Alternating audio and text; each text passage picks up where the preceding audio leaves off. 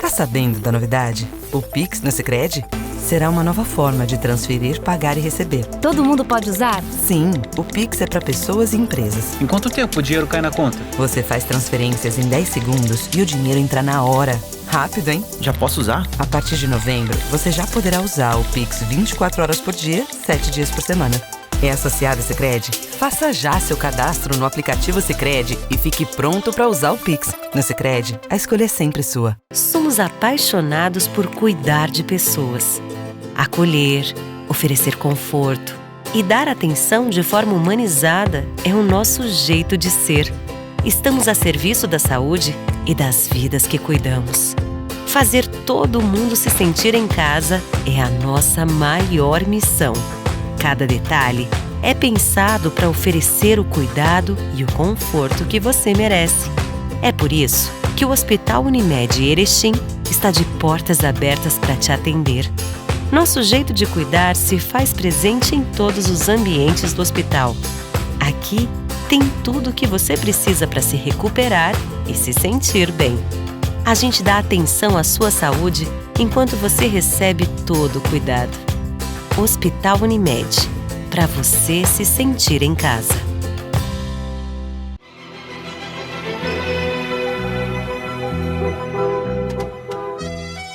Muito boa noite a todos, nossa saudação aos que prestigiam o programa Painel aqui pela sua TV Erechim, sempre lembrando num patrocínio exclusivo aqui de duas das maiores empresas que nós temos na região, que é a Sicredi. Traga sua poupança para a Sicredi e veja como é mais negócio poupar aqui. Sicredi, gente que coopera, cresce. E Unimed Erechim. Unimed, cuidar de você, esse é o plano.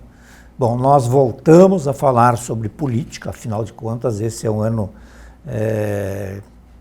fundamentalmente para nós brasileiros e até em outros países aí, entende? Mas é um ano político, de eleições à presidência da República, ao Senado da República, a deputado federal, a deputado estadual, enfim, mexe com a vida de todos nós, quer queiramos ou não, mexe com a vida de todos nós, e o programa Painel não poderia se omitir de deixar de abordar esse tema. Nós vamos fazer isso ao longo do tempo, obedecendo, obviamente, as regras ditadas pela Justiça Eleitoral. Com muito prazer, nós estamos recebendo mais uma vez aqui hoje, dá para se dizer, orixinense passofundense, né, radicado hoje em Passo Fundo, ou trabalhando em Porto Alegre, dá para se dizer, né, o deputado Matheus Vesp, que também é candidato à reeleição. Deputado, seja muito bem-vindo aqui. Boa noite. Muito obrigado, hoje agradeço a oportunidade de estar sendo muito bem recebido aqui mais uma vez. Quero agradecer também toda a equipe da TV Erechim pelo excelente trabalho que fazem, pela oportunidade que nos dá também de, por meio desse diálogo, informar a população que acompanha esse excelente programa, tudo aquilo que está acontecendo no governo do Estado do Rio Grande do Sul, na região, enfim, que impacta a vida das pessoas nesse serviço público, político que prestamos à população e que precisamos prestar contas com transparência, com clareza, para que também as pessoas possam ter a perspectiva e a previsibilidade de quais as mudanças que irão ocorrer e como eventuais mudanças e os cenários circunstanciais da política nesse ano vão impactar nos anos vindouros. O senhor confirma que é candidato à reeleição, é isso?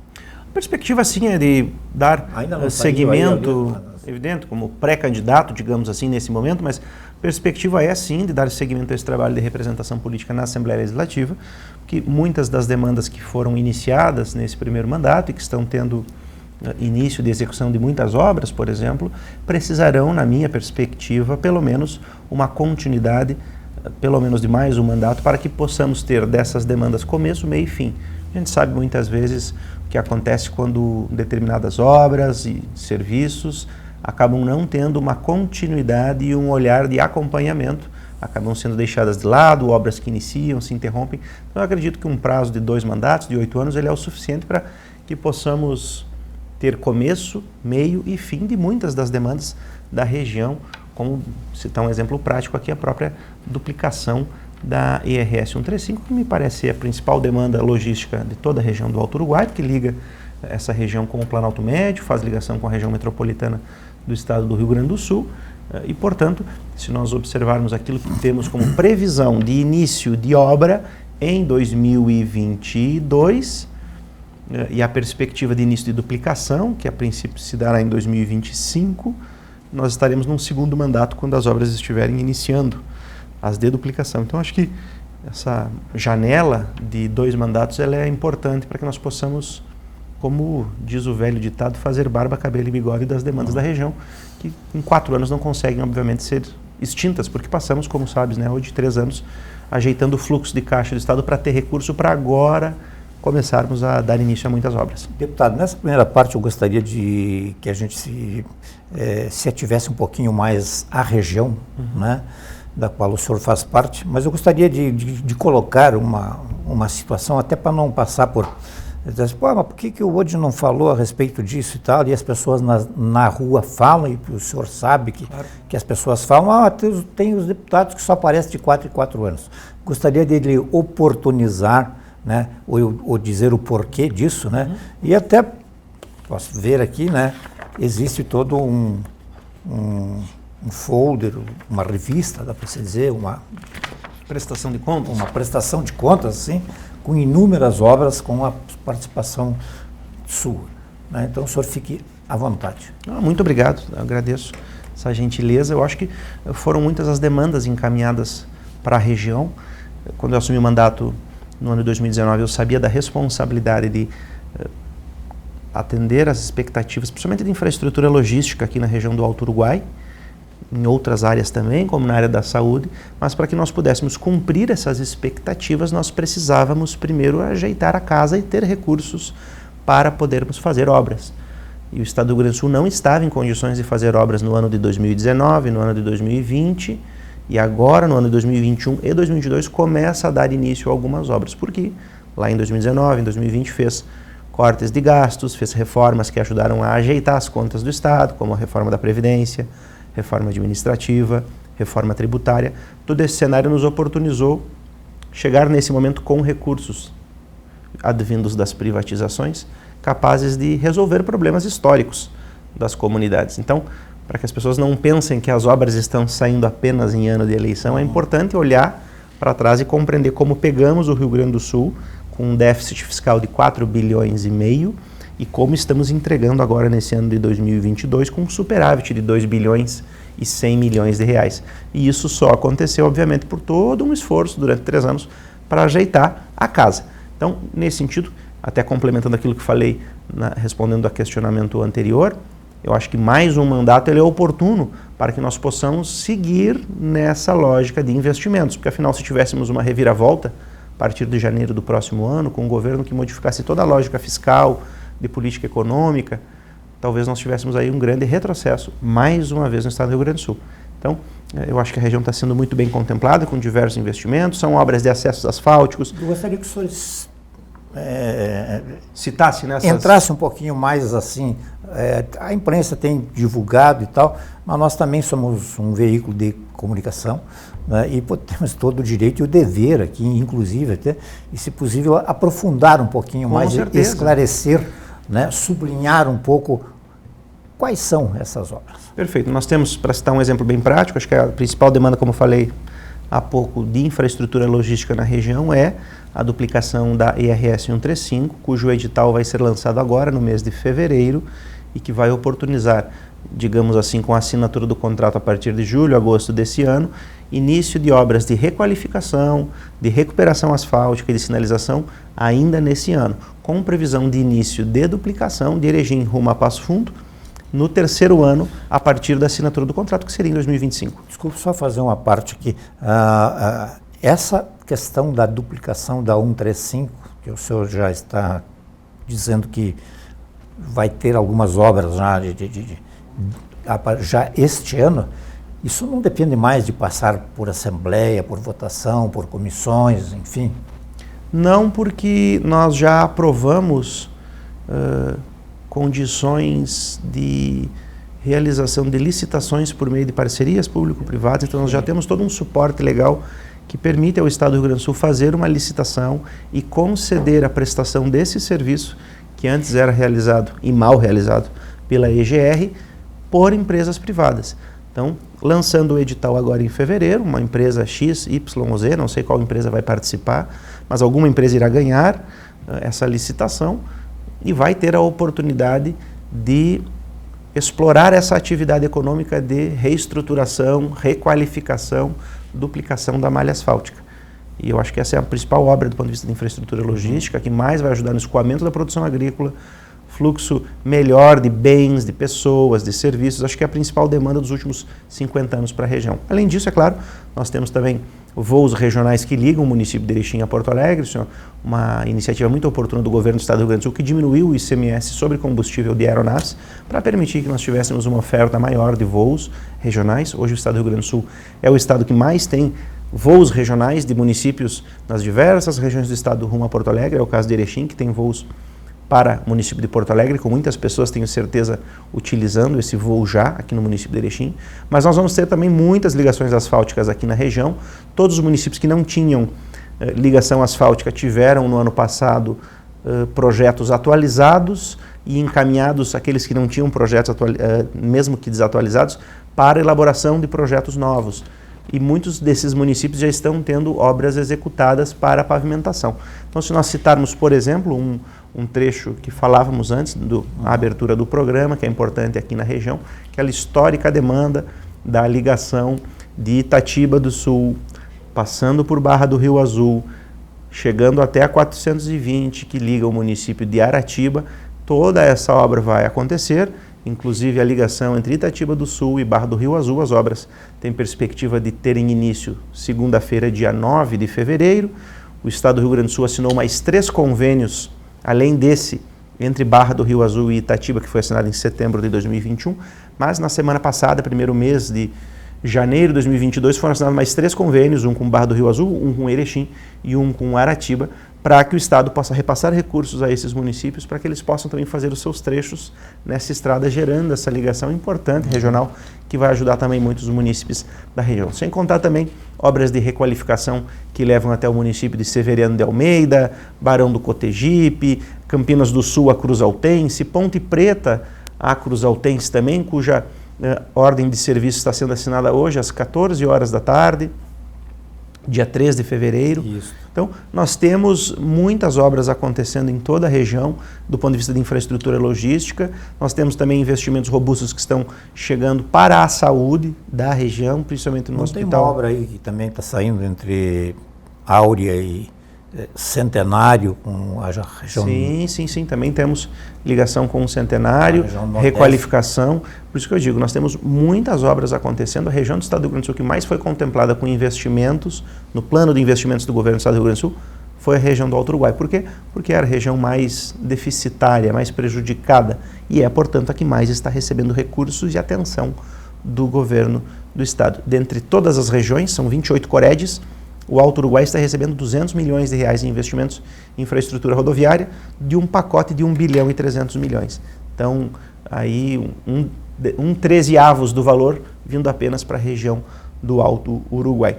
Mas também nós temos investimentos na saúde, como o Hospital Santa Terezinha, que tem recebido recursos robustos do governo do Estado do Rio Grande do Sul.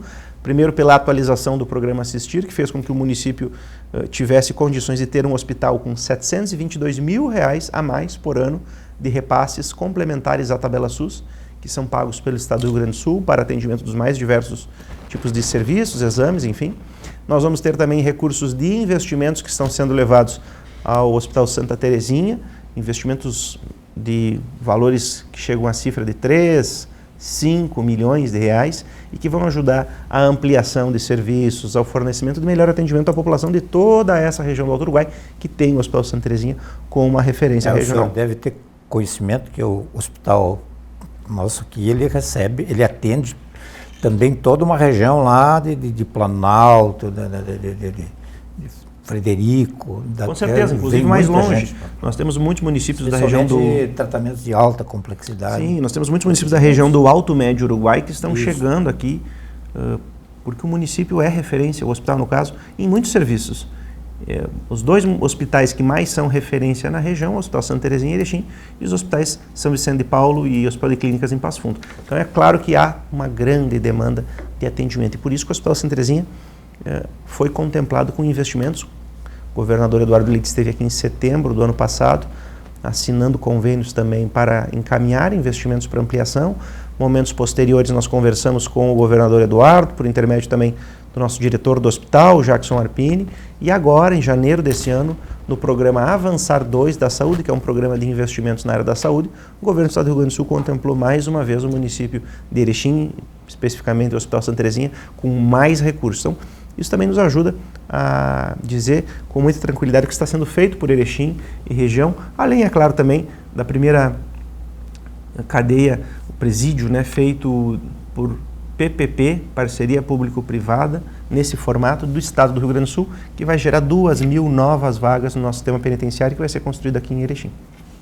Eu tenho o hábito de escutar rádios da região, e obviamente que escuto outras rádios, mas escutando uma das emissoras de rádio do município próximo hoje, eles fazem muito assim, vamos ao município X, eu não vou citar o nome aqui porque depois vai, vamos ouvir o nosso representante aí do hospital, o Matheus Vespe, aí, nos deu uma panorama de como é que está a pandemia. A pandemia aqui, nós temos tantos casos, e também queremos informar o seguinte, já saíram 3 carros hoje do município, 1 às 6 horas com motorista tal, levando pacientes para Passo Fundo, o outro sairá às 10h30 levando pacientes a Erechim, e um terceiro carro que sairá logo depois do meio-dia, que levará pacientes, se eu não me engano, para Marcelino Ramos, uma coisa assim. Então, veja que há uma dependência muito grande no setor da saúde de cidades um pouco mais estruturadas, como é o caso de Erechim e Passo Fundo. Com certeza, e é por isso que é importante reforçar Quando se diz assim, Erechim recebeu tanto, Erechim e região. Exato, quando nós fazemos investimentos no Hospital Santa Terezinha, que recebeu os maiores investimentos de sua história, agora na gestão do governo Eduardo Leite, e por intermédio também do nosso mandato, eu que fui um incansável batalhador por esses recursos, desde ainda quando estávamos na gestão do prefeito Luiz Schmidt, que nos demandava atualização de valores da tabela SUS para o município, nos demandava também investimentos para o hospital. Nós fizemos uma construção com a secretária de Saúde do Estado do Rio Grande do Sul, Arita Bergman, com o governador Eduardo Leite, agora também na gestão do prefeito Polis, sob a direção do próprio diretor do hospital, Jackson Arpini, para que tivéssemos esses investimentos. Então eu fico muito feliz, me sinto muito satisfeito de poder ter colaborado, tendo sido muito bem votado aqui, como deputado da região, para que o município de Erechim recebesse volumosos recursos. Hoje eu digo com total transparência que nunca na história do município de Erechim o município recebeu tantos recursos do Tesouro do governo do Estado do Rio Grande do Sul. Nunca recebeu tantos recursos. Nós temos ainda R$1.820.000 que foram destinados ao município nesse ano e que vão servir para a requalificação da Avenida Tiradentes, aqui em Erechim. É parte do programa Pavimenta RS, programa de pavimentação em áreas urbanas, que esses recursos irão ajudar a melhorar, obviamente, aqui também para a população que vive, não só em Erechim, mas em toda a região. Inclusive agora, pela parte da manhã, estivemos conversando com algumas empresas que, felizes com os investimentos do programa Pavimenta RS, com essa requalificação da Avenida Tiradentes, nos solicitaram alternativas, medidas de uma intermediação para que pudéssemos fazer também a pavimentação asfáltica na estrada vicinal que liga a IRS 135, passando pelas empresas da Alfar, da Casul, enfim, da Rei Verde, diversas empresas que estão naquele trecho ali de uma estrada vicinal que precisa ter pavimentação asfáltica para melhorar também o escoamento da produção dessas empresas. O acesso. Exato, nós temos ali uma estrada vicinal com extensão de 1,3 km, 1,5 km, que deságua na IRS 135, e nós precisamos pavimentar essa via. E nós nos reunimos hoje com os empresários para dialogar quais alternativas, seja por meio de um convênio do município com o governo do estado para a pavimentação desse trecho, seja a utilização de recursos do ICMS já pagos por essas empresas ao Tesouro do Estado, que podem, pelo programa PIA-RS, serem revertidos e investimentos para pavimentação. Enfim, nós vamos buscar resolver também mais essa demanda. Então, são muitas demandas positivas que fazem com que eu me sinta de muito em casa aqui quando venho visitar o município, não só pela vitória de 3-1 do Ipiranga sobre o União Frederiquense, uma gloriosa vitória na noite de ontem, na segunda rodada do Campeonato Gaúcho, mas também por ver todas essas expectativas que a população tinha sobre obras e que agora estão sendo cumpridas e realizadas. Nós temos que lembrar sempre que nós estamos gravando isso aqui no dia 3 de fevereiro. Né? De repente, mas o Ipiranga ganhou lá atrás, no dia... ganhou do União, né? Aliás, dia 3 de fevereiro, que se eu não me engano, eu tenho certeza, é aniversário do Clube Esportivo e Recreativo Atlântico, né, que foi criado para o futebol realmente, essencialmente, no dia 3 de fevereiro, se não me falha a memória, de 1940. Né? Bom. Você sabe hoje, com uma curiosidade da minha vida, da vida da minha família, da relação da minha família com Erechim, meu pai, que cresceu aqui no município de Erechim, da Outrovesp, inclusive grande amigo e colega de futebol amador do nosso querido cinegrafista, o Heitor, que aqui trabalha na TV Erechim, torcia aqui quando jovem para o 14 de julho. Sim. E quando foi morar no município de Passo Fundo, município que eu nasci, obviamente que lá torcia também para o 14 de julho, que era um clube esportivo da cidade de Passo Fundo. Esse clube depois acabou se tornando o Esporte Clube Passo Fundo, e hoje, em razão disso, dessa paixão e do 14 de julho aqui de Erechim, que eu, jovem, parlamentar do Rio Grande do Sul, torço para o Passo Fundo como cidadão passofundense. Então, acho que são essas boas coincidências da vida que nos aproximam. O 14 de julho, que é um clube que honra as tradições de Erechim, honrou do passado no futebol, mas que mantém ainda a sua sede social até hoje, né, com animados, bailes e tal. Hoje em dia a gente quase não pode mais falar nisso, porque já se passam quase 2 anos aí, são 2 anos que está tudo meio que fechado, né, em função, obviamente, do vírus. Mas o 14 de julho tem uma sede social ativa aqui na Avenida 7 de Setembro, né? E não sei como é que ficou lá os próprios do 14 de julho, onde era o seu antigo campo, né? Que eu assisti muitos jogos lá. Bom, o senhor fez referências aí, mas por um outro lado se diz o seguinte, eu vou juntar 2 coisas numa só. Esse dinheiro que o governo está tendo para botar a casa em dia está vindo do governo federal. Veio por causa da pandemia, não sei o que e tal. E uma outra coisa que eu diz assim, tem um comercial, até tem um anúncio na TV que fala sobre nós viramos o jogo, tal, que é do governo do Estado. Né?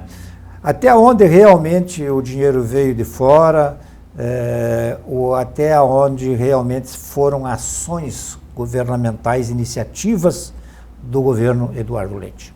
Essa é uma pergunta muito oportuna, talvez a pergunta mais importante nesse momento em que nós conseguimos apresentar um superávit de 2 bilhões e 100 milhões de reais, porque as pessoas se perguntam como foi possível virar o jogo no Rio Grande do Sul, um estado que não pagava as contas em dia, não pagava salários, não pagava fornecedores, não fazia repasses para hospitais de recursos, né? Não fazia esses repasses e também tinha impostos elevados. Como é que conseguiu hoje ter os menores impostos do Brasil, pagar salários dos servidores em dia, dar reajuste para os servidores, pagar fornecedores em dia e ainda fazer repasses volumosos na área da saúde aos municípios e hospitais? Bem, isso se explica com uma palavra: gestão.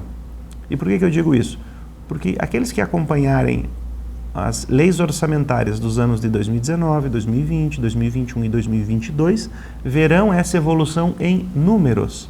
Eu acho muito interessante que aqueles que dizem que os recursos vieram do governo federal, pelas vezes, pelo menos, que questionei as pessoas que assim argumentaram, nunca se dedicaram a ler as leis orçamentárias do Estado do Rio Grande do Sul, que trazem de forma pública e transparente, porque são leis aprovadas e votadas pela Assembleia Legislativa, publicadas no Diário Oficial do Estado do Rio Grande do Sul, nunca observaram essas leis e os números que ali realmente constam. Quando você quer, por exemplo, hoje, falar quanto uma pessoa tem de dinheiro, você tem 2 formas de observar isso: via a declaração do imposto de renda ou um extrato bancário de quanto essa pessoa tem no banco. Não adianta eu dizer que fulano ou ciclano tem X mil reais na sua conta bancária se a pessoa puxa o extrato e esse recurso lá não aparece. No caso do estado do Rio Grande do Sul, o extrato bancário é a lei orçamentária. Então, quando nós observamos a lei orçamentária, não existem esses recursos bilionários que muitos equivocadamente falam que vieram do governo federal para o estado do Rio Grande do Sul. Simplesmente não existem. As pessoas que insistem nessa informação equivocada estão, na minha visão, com muito respeito àqueles que pensam diferente, ou desinformadas, ou talvez agindo motivadas por interesses políticos, com o intuito, é claro, talvez de desgastar a imagem do atual governo do estado, que faz parte do ponto de vista político, mas do ponto de vista de informação, é uma informação equivocada dizer que o Rio Grande do Sul só virou o jogo por causa do governo federal. Por quê? Porque as informações que vêm por parte daqueles que defendem essa tese que o Rio Grande do Sul virou o jogo por causa do dinheiro da saúde, da Covid e do governo federal, eles não analisam, em primeiro lugar, qual é o valor total da receita do estado do Rio Grande do Sul. Veja que em 2019 nós tínhamos uma receita de 59 bilhões de reais. No ano 2020 foi uma receita semelhante, 60, 59 bilhões de reais. Eu escutei no ano de 2020 pessoas dizendo que o governo federal mandou para o Rio Grande do Sul 40 bilhões de reais, 6 bilhões de reais. Esses números não existem e nem fecham, porque aí teríamos que somar os 59 que o Rio Grande do Sul já tem naturalmente, tradicionalmente. Com esses 40 bilhões nós iríamos para 90 bilhões de reais. Aí não teríamos um superávit de 2 bilhões e 100 milhões, teríamos um superávit de 40 bilhões. Então os números não fecham. E para esclarecer para as pessoas que nos acompanham, o que de fato veio por parte da União, veja que a União ela é um ente federativo que é formado por vários poderes, legislativo, federal, que é formado por Senado Federal e Câmara dos Deputados, e Executivo Federal. Então, muitas pessoas dizem o recurso veio do governo federal. Veja que o governo federal ele é um poder do ente federativo União. O que aconteceu no ano de 2020 foi o seguinte: o governo federal, esse órgão, Poder Executivo Federal, encaminhou ao Rio Grande do Sul 900 milhões de reais para gastos com saúde e pandemia. Ponto. Esses valores foram utilizados, até porque eram receitas carimbadas e destinadas exclusivamente com gastos na área da saúde. Ampliação de leitos de UTI, compra de insumos, enfim, e todo o atendimento da infraestrutura hospitalar e da rede hospitalar para combate à pandemia. Além desses 900 e poucos milhões de reais, e aqui você já faz um paralelo desses 900 milhões de reais com a receita do Estado normal, que é entre 60 e 59 bilhões. Então nós tivemos 900 milhões de reais que foram gastos na área da saúde, não foi desviado o recurso da saúde para outro lugar.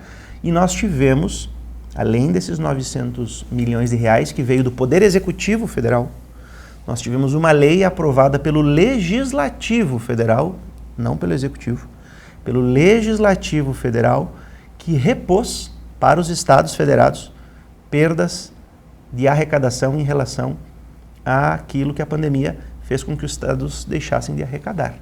Então, o Congresso Nacional, que é o Poder Legislativo Federal, não é o Poder Executivo Federal, ou seja, os deputados e senadores, não o presidente da República, editou uma lei em 2020 que calculou aquilo que estados e municípios perderiam de receita caso não existisse pandemia. Fizeram esse cálculo estimativo para poder repor recursos para estados e municípios, já que com as restrições de comércio, enfim, de atividades mercantis, também diminui a arrecadação de municípios e estados, e esses entes, estados e municípios, têm serviços que são contínuos e essenciais, principalmente na área da saúde, Estado, segurança e educação. Então, na verdade, o que o Estado do Rio Grande do Sul recebeu por parte dessa lei do Poder Legislativo Federal foram 2 bilhões de reais, a título de reposição das perdas de arrecadação. Por quê? Porque entre os 3 entes federados, municípios, estados e União, o único ente federado que consegue se endividar, emitir títulos de dívida pública é o ente federado União. Os estados não podem fazer isso, nem os municípios. O senhor falou muito em gestão, o governo arrecadou muito. O senhor votou pelo aumento da CNH, não? Não, essa é uma pergunta muito importante. As pessoas têm nos questionado até nos últimos dias que os deputados teriam votado, ou o próprio governo teria votado, o aumento da CNH. Importante salientar que a legislação brasileira em todo o país ela estabelece o valor da CNH com base na inflação. Como nós tivemos um aumento da inflação no ano de 2021, que saiu da casa de 1 dígito para 2 dígitos, um patamar que não atingíamos no país desde 1994, quando tínhamos uma inflação grande. Então, esse aumento da inflação, que conforme a legislação estabelece os percentuais de cobrança de carteiras de habilitação e outras taxas, é que fez com que fosse aumentado o valor das carteiras de habilitação. Então, ela não é uma decisão discricionária do governo do Estado do Rio Grande do Sul, muito menos dos deputados que disseram: vamos aumentar em X reais o valor da CNH. O valor da CNH em todo o país, não é só no Rio Grande do Sul, ele é estipulado, isso está escrito na legislação de trânsito brasileira e nas normas que estabelecem, do ponto de vista tributário, custeio de taxas e emissão de serviços e emolumentos em todo o país, conforme a inflação. Como a inflação aumentou, isso impacta também aqui no Estado do Rio Grande do Sul, como nos outros estados, na questão de emolumentos e da própria Carteira Nacional de Habilitação. Por isso que a carteira não é de nacional de habilitação, não é carteira estadual de habilitação. Esclarecimento oportuno. Bom, uma outra coisa é a questão extremamente polêmica sobre o magistério. Eu gostaria de tocar no assunto novamente, né? O senhor é filho de professora aposentada, ela é a sua mãe. O que ela achou do seu voto, assim, de deixar os aposentados praticamente sem aumento? Na verdade, eu discordo da... O senhor conseguiu explicar para ela? Sim, ela é uma das pessoas que, inclusive, como professora aposentada, apoiou a reforma da Previdência no ano de 2019, por um motivo muito simples. Nós tínhamos, em 2019, um gasto com pessoal no Estado do Rio Grande do Sul no volume de 82% da receita corrente líquida do Estado do Rio Grande do Sul. Ou seja, nós somos 11 milhões de pessoas no Estado e, em 2019, nós gastávamos 82% de todo o dinheiro do Estado com pessoal, com servidores, que são mais ou menos 300 mil servidores, uns 100 mil na ativa, uns 200 mil aposentados. Então sobrava 18% de recurso para os outros 11 milhões de gaúchos para prestação de serviço. O que nós fizemos em 2019 foi começar a cobrar previdência dos aposentados, que até 2019, aqueles aposentados com salários abaixo de R$6 mil não pagavam previdência. Então eu costumo citar o exemplo da minha própria mãe, que começou a trabalhar no ano de 1976, se aposentou em 1998. A Previdência no Estado do Rio Grande do Sul surgiu em 1995, 3 anos antes dela se aposentar.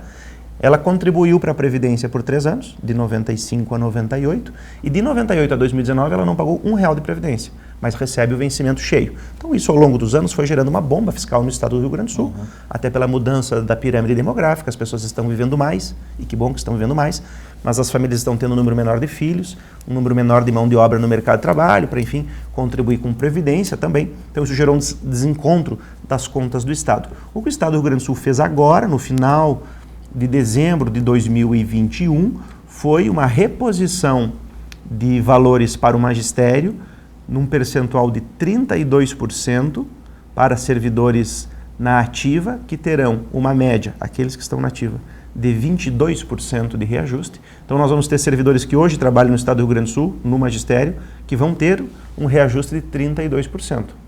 Tem servidores que vão ter menos de 32%. Mas a média de quem está na ativa ficou 22%. Depois de 7 anos, quem trabalha no magistério teve uma valorização do seu vencimento. Nós vamos ter professores em início de carreira com um vencimento de R$4 mil. É um valor considerável se comparado, por exemplo, ao servidor da Segurança Pública, da Brigada Militar, que inicia a sua carreira com um valor de R$4.900. Mas isso não é uma espécie de um desestímulo para quem, poxa vida, mas daqui a 30 anos eu vou começar... Eu vou deixar de receber aumentos e tal? Não, de forma alguma. Porque vai ter aposentado que não vai receber nada? Não, pelo contrário. Esse é o ponto que nós estamos conseguindo virar no Estado do Rio Grande do Sul.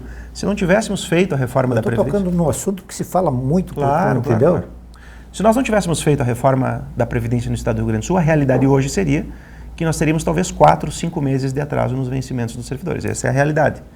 Então, eu recordo que em 2019, quando no final do ano discutíamos a reforma da Previdência, estávamos com quase 2 meses de atraso nos salários dos servidores. Se não tivéssemos feito aquela reforma, hoje a realidade seria de 4 a 5 meses de atraso.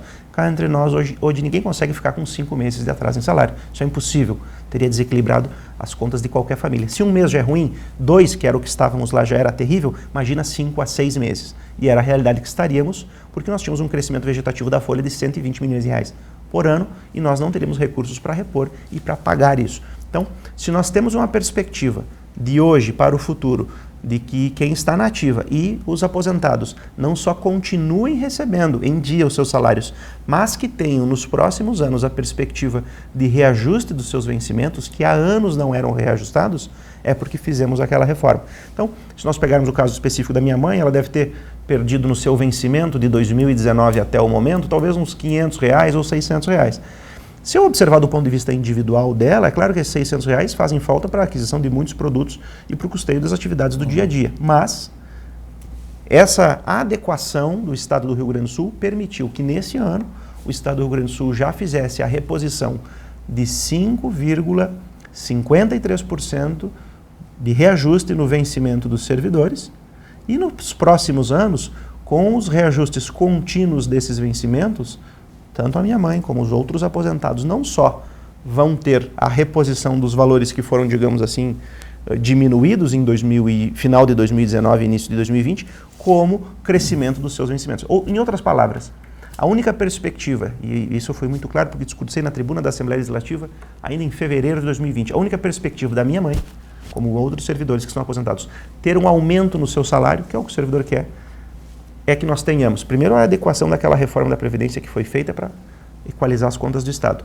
E depois é a continuidade dos reajustes, como esse que o governo concedeu em dezembro do ano passado, depois de 7 anos, de 5,53%. Se eu colocar 5,53% hoje, no próximo ano, se eu colocar mais 5,53% ou 7% em 2023, em 2024, em 2025 eu começo a ter uma reposição das perdas inflacionárias. Claro que infelizmente a gente está com uma inflação, como falei, de 2 dígitos, isso prejudica também o poder de compra do servidor, mas a perspectiva futura de melhora na condição do servidor, inclusive da minha mãe, é exatamente com a aprovação desse projeto em dezembro que deu esse reajuste de 5,53%. Por isso que ela defendeu, apoiou e concordou, porque ela compreendeu esse cenário fiscal, que é um pouco complexo, não é fácil de entender, mas ele tem o seu sentido e a sua lógica, pensando, obviamente, na longevidade do próprio servidor. O senhor é um homem que se preocupa, é um parlamentar que estuda muito e tem preparo para falar sobre a parte econômica e tal, né? A última questão desse bloco aí: desde quando o Estado não paga a sua dívida e o que isso representa para que, digamos, o governo Leite pudesse também fazer uso dessa digamos assim, desse benefício, né?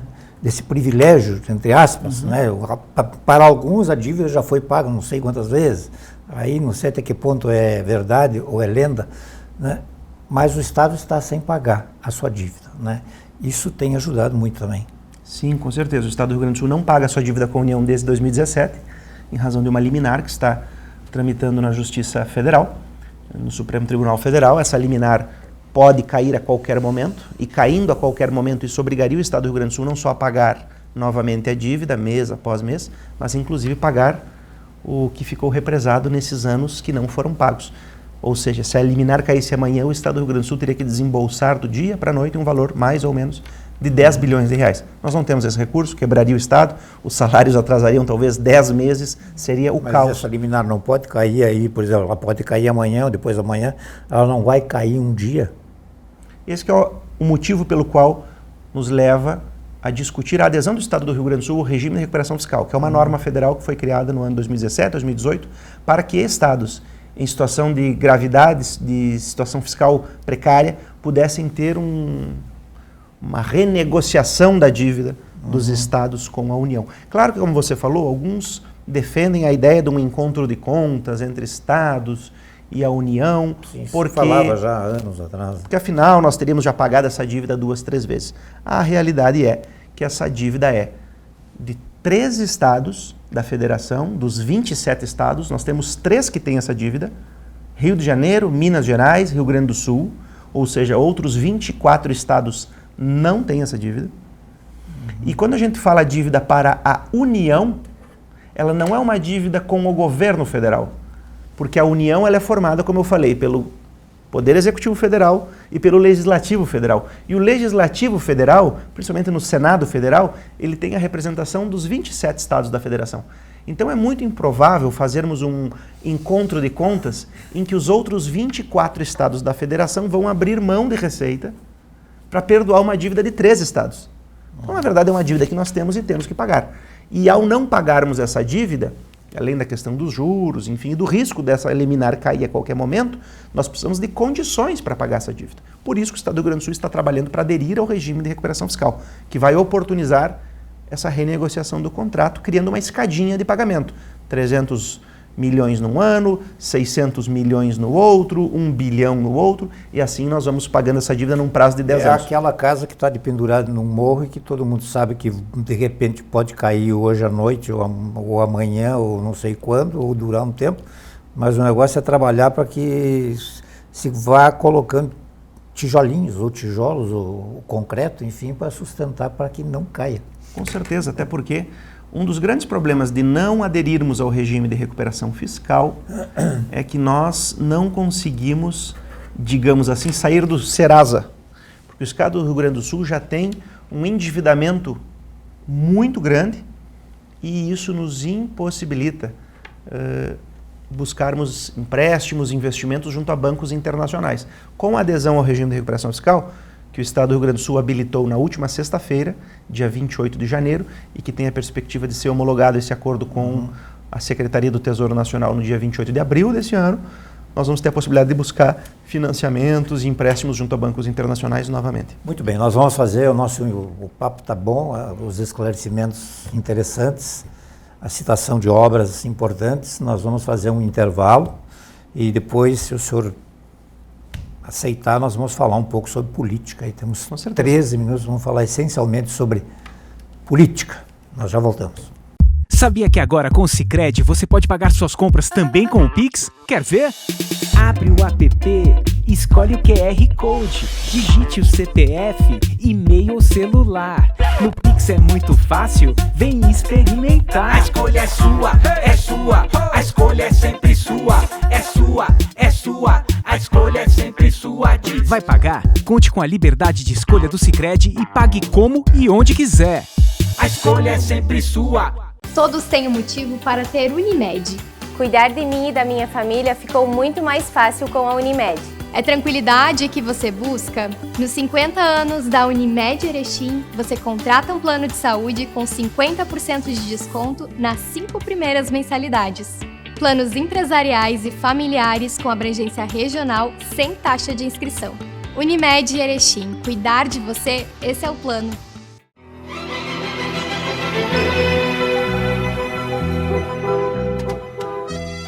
Muito bem, nós estamos de volta aqui hoje recebendo com muito prazer o deputado candidato à reeleição Matheus Wesp, do PSDB, em nome da Unimed Erechim aqui, o painel também com o patrocínio, presença sempre muito importante do Sicredi.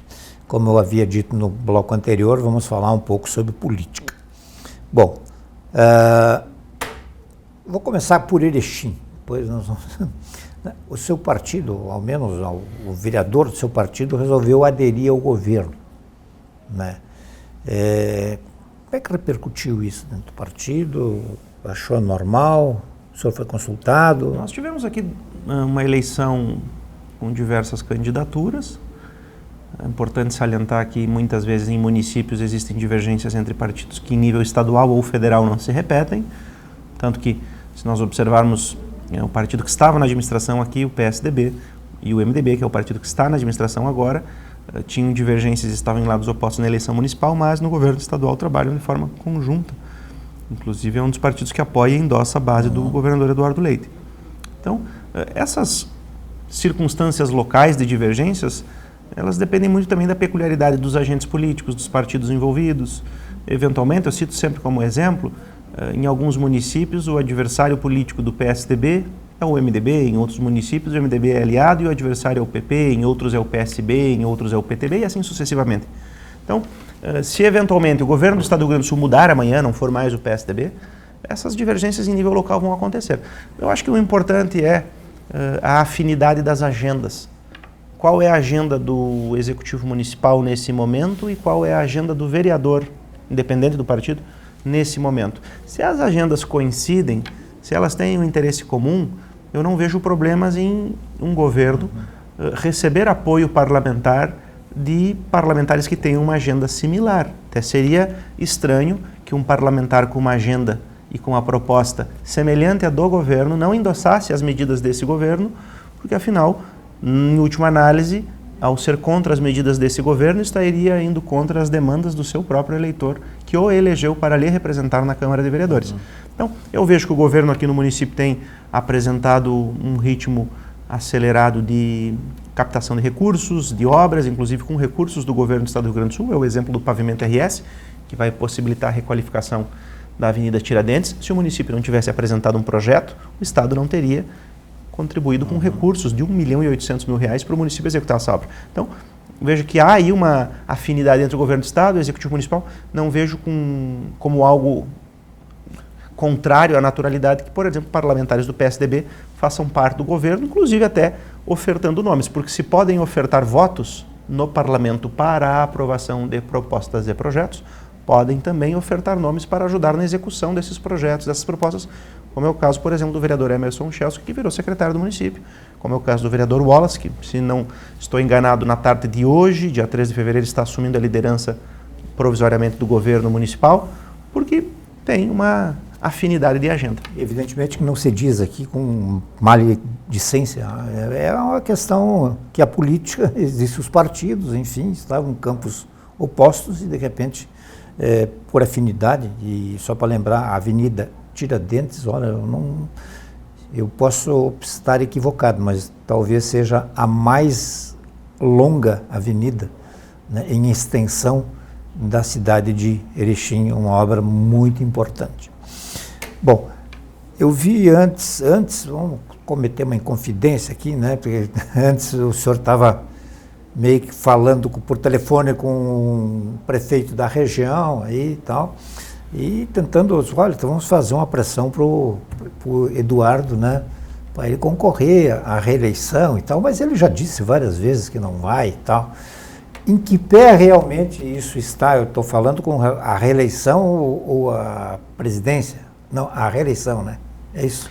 Eu vejo que o governador tem uma posição muito clara com relação ao Instituto da Reeleição, e eu respeito a posição dele. Ele é contrário ao Instituto da Reeleição, acha que ela gera uma dificuldade dos governos de construírem bases em seus mandatos para poderem aprovar projetos, porque muitos partidos que poderiam aprovar por afinidade de agendas determinados projetos acabam não aprovando porque querem na próxima eleição governar.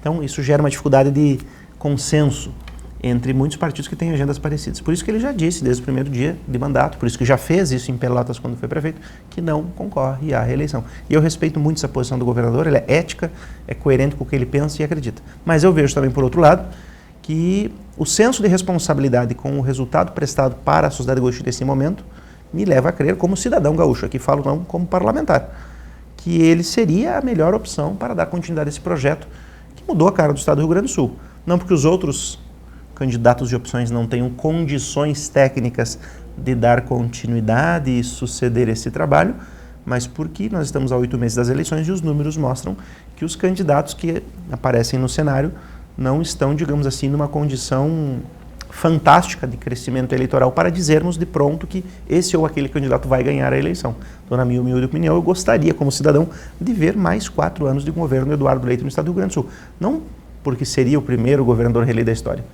Não, porque o governo está dando certo, os números estão aí para mostrar. E eu gostaria de ver muitas das obras que não vamos conseguir fazer nesses 4 anos terem continuidade de execução num próximo governo. Porque eu acho que o fato dele ter esse compromisso ético dele, contrário ao Instituto da Reeleição, não pode ser maior ao interesse público de prestar serviço de qualidade à população. Mas em algum momento o senhor percebeu que ele poderia reconsiderar a sua... Não percebi, mas eu tenho certeza que o governador tem esse senso de responsabilidade, como homem público. Não é à toa que propôs corajosamente reformas importantes, que do ponto de vista político poderiam no início ser um tiro no pé, um suicídio político, mas ele apresentou propostas da reforma da Previdência, tributária, que eram desgastantes, mas que levaram o Estado do Rio Grande do Sul a uma condição fiscal agora superavitária e que oportuniza o Estado, liderado pelo governador Eduardo Leite, a prestar serviços de qualidade para a população. Em não sendo ele, com quem é que é o PSDB? Nós temos bons nomes para suceder o governador Eduardo, o próprio vice-governador, nosso delegado Ranulfo Vieira Júnior, um grande secretário, o melhor secretário de segurança da história do Rio Grande do Sul, na minha opinião, pelos índices que são os melhores da década na segurança pública. Temos também a prefeita de Pelotas, que já sucedeu o governador Eduardo na prefeitura. Que é um nome que surgiu há poucos dias aí. A prefeita Paula Mascarenhas, que é um nome qualificadíssimo também, com ampla capacidade, uma mulher que tem muito conhecimento técnico, um tato e uma sensibilidade para questões sociais e políticas.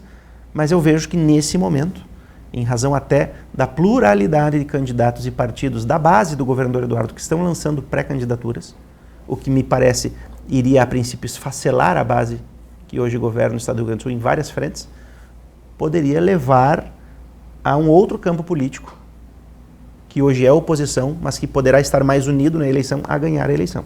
E aí teríamos mais um retrocesso, na minha humilde opinião, do Estado do Rio Grande do Sul, saindo de um ponto de vista de uma gestão fiscal eficiente para um outro estilo de governo. E eu acredito que nós não podemos modificar agora e ter um retrocesso nessa política de gestão com responsabilidade fiscal que tem sido adotada pelo governo Eduardo, já também no governo Sartori tinha uma lógica de responsabilidade fiscal que tem sido, obviamente, muito mais aprofundada e trabalhada pelo governador Eduardo, mas que deve ter continuidade. E eu gostaria muito de ver que tivesse continuidade em quem a gente já sabe que apresentou resultados fantásticos, que é o próprio governador. Mas isso vai, claro, muito da opinião pessoal dele também, e não concorrendo à reeleição, eu tenho que respeitar essa opinião, porque ela é uma opinião ética e correta de alguém que é contrário ao Instituto da Reeleição. Deputado, eu li na imprensa de São Paulo hoje, o senhor deve ter essa informação, que acho que é deputado, o Kassab, do PSD, iria convidar o Eduardo Leite para ingressar no PSD e ser o candidato, e discutir internamente, enfim, dentro do PSDB, onde, segundo as palavras que eu li, era um nome muito bem visto, né, e que poderia vir, então, trabalhando e tal, ser o candidato do PSD à presidência da República, aproximando-se de outras fontes, de outros partidos mais de centro. O senhor tem essa informação? Eu não vejo com estranheza esse convite do presidente do PSDB, Gilberto Kassab, ao governador Eduardo Leite. PSD? Isso. Gilberto Kassab, ao governador Eduardo Leite, porque o governador é um nome qualificadíssimo. É como aquele jogador de futebol que qualquer time gostaria de ver jogando em seu elenco. Então não me causa estranheza esse convite. Agora, é claro, o governador Eduardo sempre se colocou à disposição para contribuir no cenário político nacional, como ele contribui no cenário político estadual e como já contribuiu no cenário político municipal em Pelotas. E isso depende também não só de uma vontade pessoal de contribuir, mas das circunstâncias favoráveis para poder contribuir. Eu vejo que a derrota nas prévias dificulta um pouco, pela pluralidade de candidatos de centro, uma terceira via, porque aí nós teremos um candidato João Dória, um candidato Sérgio Moro, eventualmente um candidato Eduardo Leite. Isso pode dificultar uma aglutinação de forças e facilitar a polarização entre PT e bolsonarismo, digamos assim. Então eu acredito que é louvável o convite ao governador Eduardo, eu acho que não é descartável essa oportunidade, quem sabe, de liderar um projeto de centro, que eu acho que é o mais sensato para o país, mas aí teremos que analisar nos próximos meses a circunstâncias se são favoráveis. Claro, isso vai ter os seus desdobramentos, e eu estou me fixando apenas na notícia. Perfeito. Né, diz que esse movimento, vamos chamar assim, né, de peças, se deu especialmente, eu não sei se foi para cutucar mais o presidente do Congresso, Pacheco, para que ele se abra de uma vez e diga que vai, né, mas pelo que eu li, seria um nome muito bem visto, e o próprio Eduardo Leite, aí a imprensa, né, teria visto com bons olhos. Né? Eu acredito que, como ele já se colocou à disposição para contribuir, um convite desses é sempre algo que nos faz pensar e refletir, principalmente vendo um cenário político em que as outras opções para a presidência da República não são as melhores. Mas nós teremos que analisar também quais circunstâncias de coligações, de partidos que poderão aderir a um projeto de tal tamanho, porque eu acho que acima do PSDB estão os brasileiros e está o Brasil. E é nesse sentido que o governador Eduardo se coloca à disposição para construir e colaborar da melhor forma possível. Nós temos 1 minuto e 45. Eu gostaria que o senhor usasse da melhor forma que lhe aprouver o espaço. Quero hoje agradecer ao Prodar da TV Erechim mais uma vez aqui nos estúdios, podendo falar sobre diversos temas, uma conversa muito agradável. Eu sempre fico muito feliz de voltar aqui e quero voltar mais vezes para conversar com um amigo, que é uma pessoa com uma inteligência ímpar, se destaca pela variedade de temas que aborda e aborda com precisão, com clarência, sensatez e prudência. E eu fico feliz de voltar aqui e dialogar com a população que está bem informada, graças também ao jornalismo de excelência que é feito aqui pela TV Erechim. Então, gratidão à palavra que encerra aqui a minha manifestação nessa tarde e que possamos, nesse ano de 2022, ter a perspectiva de governos, mandatos, gestões mais eficientes e melhores para o bem do povo brasileiro. Deputado, muito obrigado, deputado Matheus Wesp, mais uma vez por estar aqui. Estamos sempre abertos a todos os pré-candidatos, vamos tentar ouvir a todos, enfim, não fechamos as portas a absolutamente ninguém e gostaríamos que lhe cumprimentar pela sua serenidade, né, como homem público, de poder externar as suas opiniões, o que sempre é, digamos, no meu humilde olhar, é mais positivo do que, né, acho que está fazendo falta um pouco nós termos políticos um pouco mais serenos, baixar a bola um pouquinho aí, trabalhar um pouco mais, né, porque o Brasil está precisando, o Estado está necessitado muito disso. Nós já estamos cansados da política, como diz aquele, e de políticos, como diz aquele velho adágio popular gaúcho, que é igual tosa de porco, muito grito e pouca lã. Nós precisamos de mais ação. Ok, parabéns mais uma vez, uma boa caminhada a todos de casa, muito obrigado, boa noite e até uma próxima.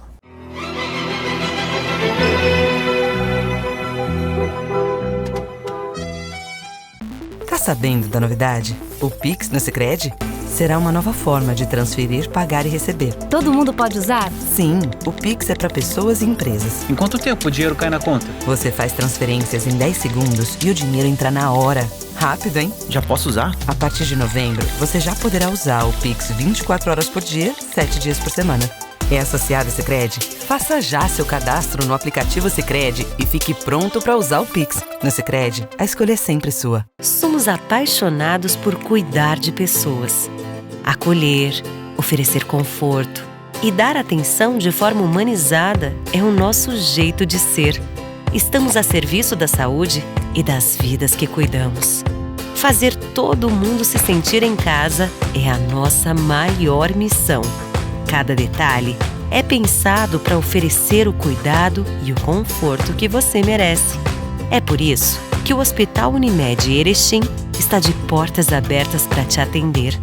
Nosso jeito de cuidar se faz presente em todos os ambientes do hospital.